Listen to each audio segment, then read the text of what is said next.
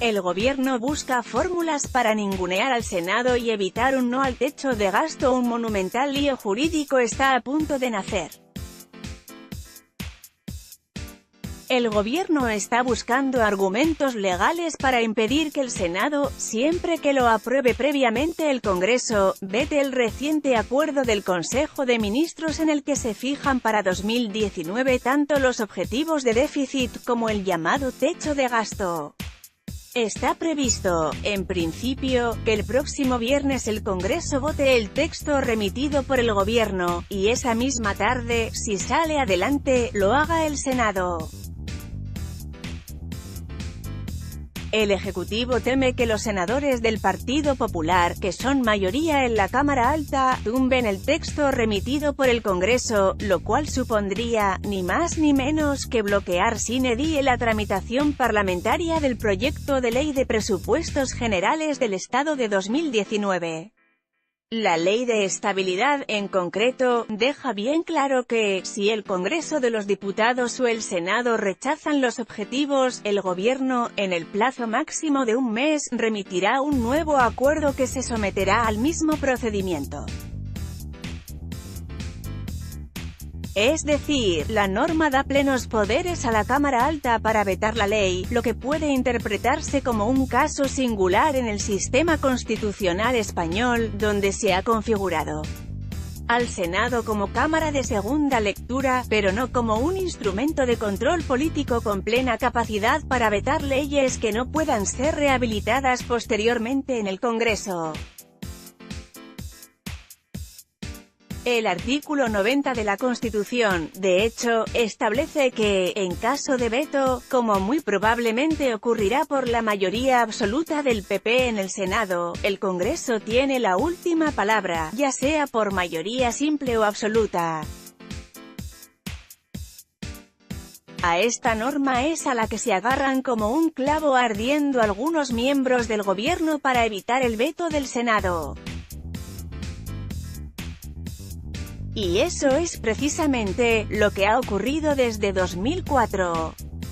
Desde entonces, han sido numerosos los proyectos de ley de presupuesto remitidos por gobiernos socialistas vetados por el Senado, aunque sin ningún éxito final. En todos los casos, la mayoría del Congreso de los Diputados tumbó los vetos de la Cámara Alta.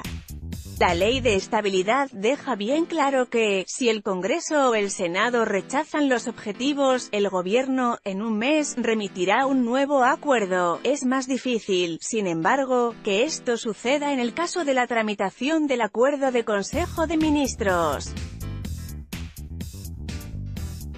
Entre otras cosas porque la ley deja bien claro que el Senado tiene competencia plena sobre este asunto.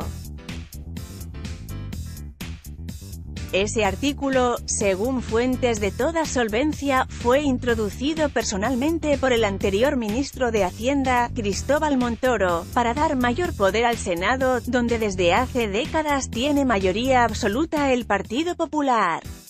Argumentos jurídicos. Las amplias competencias del Senado en esta materia son coherentes con su teórica función como Cámara Territorial y, de hecho, la propia Ley de Estabilidad Presupuestaria, artículo 26, encarga a la Cámara Alta el cumplimiento de las medidas coercitivas en caso de que una comunidad autónoma incumpla obligaciones como la no disponibilidad de créditos.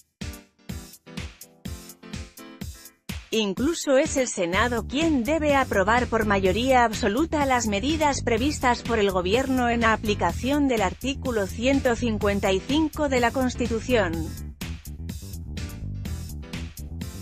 Es decir, al Senado se le han concedido medidas de control de las CCA y este es el argumento jurídico que se da para justificar la capacidad de veto de la Cámara Alta.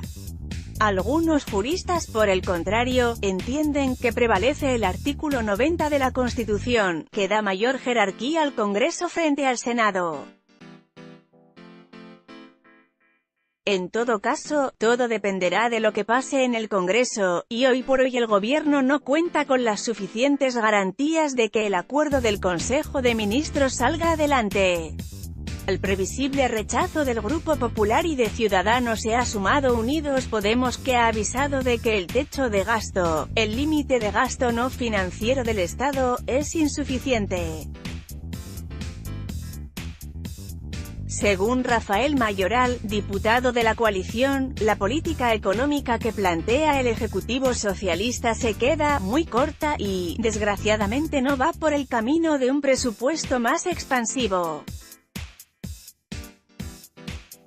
En la misma línea se ha manifestado el portavoz de Compromís, Joan Baldoví, que ha reiterado que su formación sigue planteando una abstención en la votación de los nuevos objetivos de déficit, tal como hizo la semana pasada en el Consejo de Política Fiscal y Financiera, CPFF.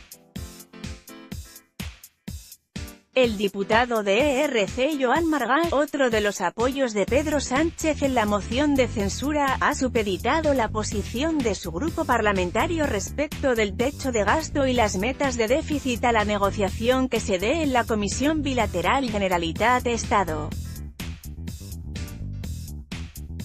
Medidas que podrían tener un impacto presupuestario.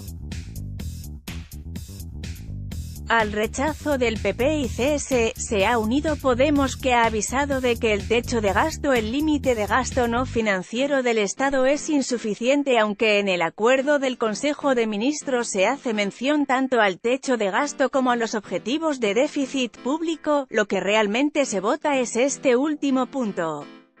Máxime cuando el gobierno acaba de modificar los objetivos pactados previamente con Bruselas. Si no los hubiera modificado, hasta el 1,8% del PIB en 2019 no hubiera sido necesario, ya que previamente estaban aprobados. Pero ahora se trata de una nueva senda.